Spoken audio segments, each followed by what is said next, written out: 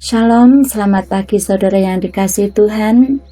Kita bersyukur kepada Tuhan atas anugerah Tuhan. Kita dapat berjumpa kembali dalam Renungan Harian edisi Kamis 21 Mei 2026. Salam sejahtera bagi saudara sekalian. Saudara, kita bersyukur Tuhan itu baik dalam kehidupan kita.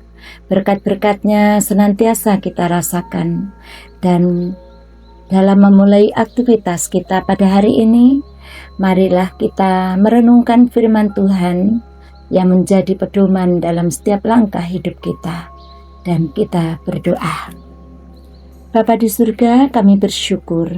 Terima kasih Tuhan atas segala berkat dan kebaikan-Mu yang senantiasa menyertai kehidupan kami. Tuntun kami Tuhan dengan kebenaran firman-Mu. Dan saat ini biarlah firman-Mu itu yang senantiasa menjadi pedoman kami. Tolong kami agar kami dapat mengerti dan memahami firman-Mu untuk kami hidupi dalam kehidupan kami sehari-hari. Di dalam nama Tuhan Yesus Kristus Allah kami yang hidup, kami berdoa. Amin. Firman Allah pada hari ini kita baca di dalam Injil Lukas 10 ayat 25 sampai ayat yang ke-28. Firman-Nya demikian. Lalu berdirilah seorang ahli Taurat untuk mencoba Yesus, katanya, "Guru, apa yang harus kuperbuat untuk memperoleh hidup yang kekal?" Jawab Yesus kepadanya, "Apa yang tertulis dalam hukum Taurat? Apa yang kau baca di dalamnya?" Jawab orang itu, "Kasihilah Tuhan Allahmu dengan segenap hatimu, dan dengan segenap jiwamu, dan dengan segenap kekuatanmu, dan dengan segenap akal budimu, dan kasihilah sesamamu manusia seperti dirimu sendiri." Kata Yesus kepadanya, "Jawabmu itu benar. Perbuatlah demikian, maka engkau akan hidup." Amin.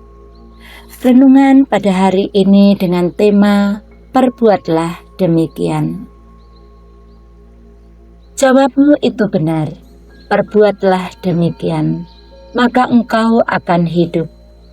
Yaitu tertulis di dalam ayat 28. Kalimat itu merupakan penilaian Yesus atas jawaban ahli Taurat yang telah menjawab pertanyaannya sendiri. Niat mencoba Yesus, namun yang terjadi adalah sebaliknya. Yesus yang mengajari ahli Taurat berdasarkan pengetahuannya sendiri, dan Yesus membuatnya lebih mengenal dirinya supaya memiliki perilaku yang sesuai pengetahuan dan tidak kehilangan kehidupan kekal. Di sini nampak bahwa tingkat pendidikan, jabatan, status yang tinggi bukanlah jaminan bahwa seseorang mengalami anugerah Allah. Pengetahuan tentang kebenaran yang diikuti dengan tindakan yang benar adalah kunci mencapai kebahagiaan hidup. Yesus mengarahkan pada esensi tertinggi kehidupan dalam perintah utama, yaitu yang pertama, kasihilah Tuhan Allahmu dengan segenap hati, segenap jiwa, dan segenap kekuatan, segenap akal budi. Kasih kepada Allah menjadi dasar bagi setiap tindakan orang percaya sekaligus menjadi pertanggungjawaban pelaksanaan perintahnya.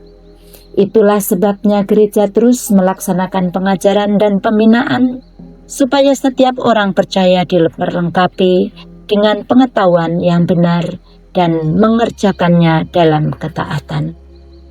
Melayani Dia dengan segala sesuatu yang ada pada kita. Semua tindakan mengasihi kita adalah demi Dia. Kedua, kasihilah sesamamu manusia seperti diri sendiri. Jika seseorang tidak sudi menunjukkan kasih kepada orang lain, maka hal itu merupakan tanda bahwa sesungguhnya ia belum mengalami kasih dan anugerah Tuhan atau belum sepenuhnya.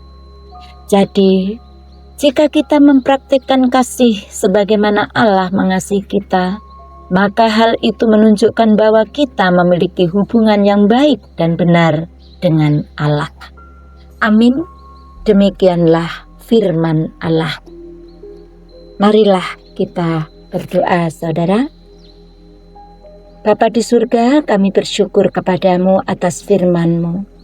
Ya Bapa, mampukan kami untuk hidup seturut dengan firman-Mu. Dan biarlah hidup kami senantiasa juga hidup yang senantiasa menjadi berkat, yang sesuai dengan firman Tuhan dalam langkah kehidupan kami. Mengasihi Engkau dan mengasihi sesama. Dan biarlah itu senantiasa Tuhan nyata dalam kehidupan hari-hari kami sebagai orang yang percaya kepadamu dan sebagai orang yang senantiasa mengasihi Tuhan sebagai Tuhan dan Juru Selamat kami. Pada saat ini Tuhan, Engkau memberkati seluruh kehidupan jemaat-Mu. Ya Bapa, kami berdoa, Engkau lawati jemaat-Mu, Engkau lawati umat-Mu yang saat ini dalam kesakitan, dalam pergumulan. Engkau yang senantiasa menolong setiap kehidupan mereka. Sembuhkan yang sakit dan berikan kekuatan yang lemah. Berikan jalan keluar dalam setiap pergumulan yang dihadapi oleh jemaat-Mu. Dan saat ini Tuhan, umat-Mu, jemaat-Mu dimanapun berada, Engkau yang senantiasa memberkati. Dan biarlah keselamatan kekal ada dalam setiap kehidupan umat-Mu dimanapun berada. Dan Tuhan senantiasa menolong setiap kehidupan mereka. Tuhan, pada saat ini anak-anak-Mu yang dalam pendidikan Kau berkati. Yang saat ini mencari pekerjaan, Tuhan juga menolong.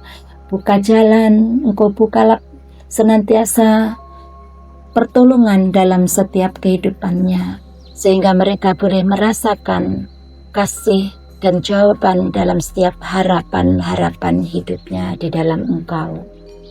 Ya Bapa, Engkau juga memberkati saat ini bangsa dan negara kami.